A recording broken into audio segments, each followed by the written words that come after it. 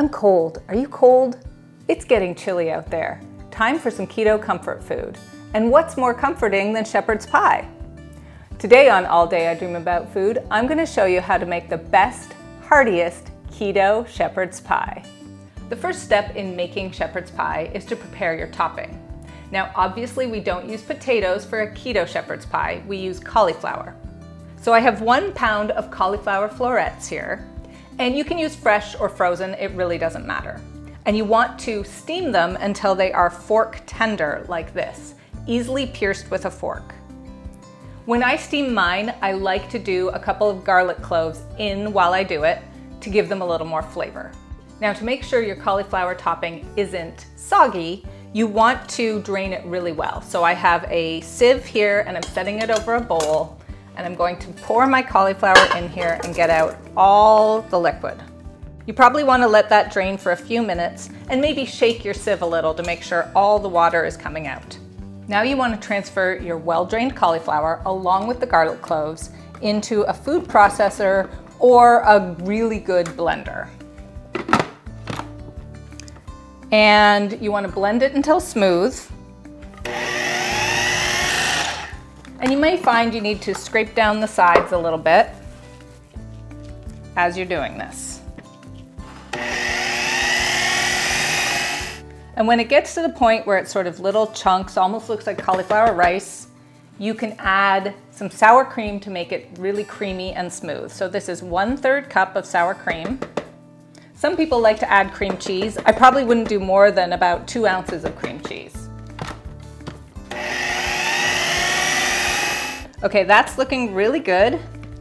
Scrape down the sides. Now I want to season it to taste with salt and pepper. I like to use 1/2 teaspoon salt and about 1/2 teaspoon pepper as well.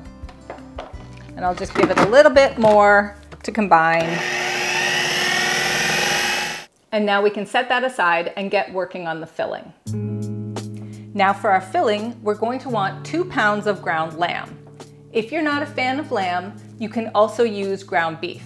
Mind you, that's referred to as a cottage pie, not a shepherd's pie. But you're going to get them over medium heat and you're going to cook until they're mostly cooked through. Okay, and once your lamb is most of the way cooked through, you can transfer it to a nice big 2-quart casserole dish. But we're going to use a slotted spoon so that we leave most of the juices and the fats in the pan.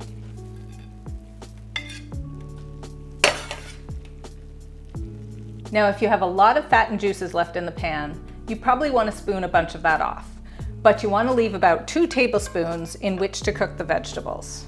Now we're going to add a 1/4 cup of chopped onion to the pan. And if you want to add some color to your shepherd's pie, instead of using carrots or peas, which are a little higher carb, I am using 1/2 of a red pepper that I've chopped finely. And we'll add a little salt and pepper to help the vegetables cook.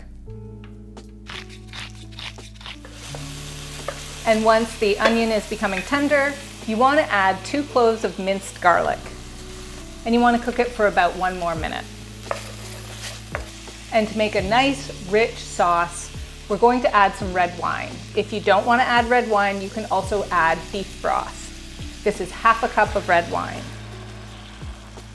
And we want to cook that down until the red wine is reduced by about 1/2. Now, what goes better with lamb and garlic than a little rosemary? So I am adding about 1.5 tablespoons of fresh chopped rosemary into my sauce. And to thicken it, I'm going to use a little bit of glucomannan. You could also use xanthan gum. I've got about 1/2 teaspoon here, and I'll whisk that in. So this is looking really nice, and we're going to add it to the lamb in our casserole dish. Now, if you haven't already, you want to add a little salt and pepper to your lamb. So I am adding 1/2 teaspoon of salt and 1/2 teaspoon of freshly ground pepper. And I'm going to take my nice sauce that I just made and I'm going to pour it over top. I'm going to take a spoon and combine everything nicely right in the pan. And once you've got it all nicely mixed together, spread it all out evenly in your casserole dish, and we're going to put our topping on. So now take your nicely mashed cauliflower and plop it all over top. And you want to make sure that you spread it evenly over the filling, all the way to the edges. And if you're fancy, you could do some swirls or some patterns. I'm just gonna do the basic coverage. Now you could bake your shepherd's pie just as it is, but I always like to sprinkle a little cheese on top. And I think a sharp Irish cheddar goes really nicely with shepherd's pie. And now your beautiful keto shepherd's pie is ready for the oven. It goes in at 400 for 20 to 25 minutes. You want the filling to be bubbly and the cheese to be melted. Okay guys, we've got the best kind of keto comfort food all ready. Beautiful keto shepherd's pie. Now, I did bake it for about 20 minutes and then I put it under the broiler for about 2 minutes just to brown the top up a little. So that's a good way to make it look extra attractive. Now, before you dig in, you do want to let it cool for 10 to 15 minutes because otherwise it's going to be hot, hot, hot. But I think we're ready now, so we'll give it a try. Oh, that cheesy, crusty topping, so good. See if I can do this neatly. I can't, unfortunately. I may not be the best at serving it neatly, but it's got so much good stuff in here.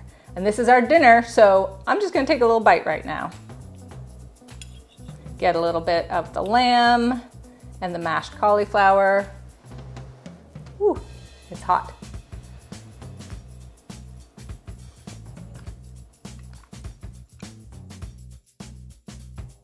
I can't help it, I need another bite. Now that is comfort on a plate. For this delicious, comforting recipe and so many more, please check out alldayidreamaboutfood.com.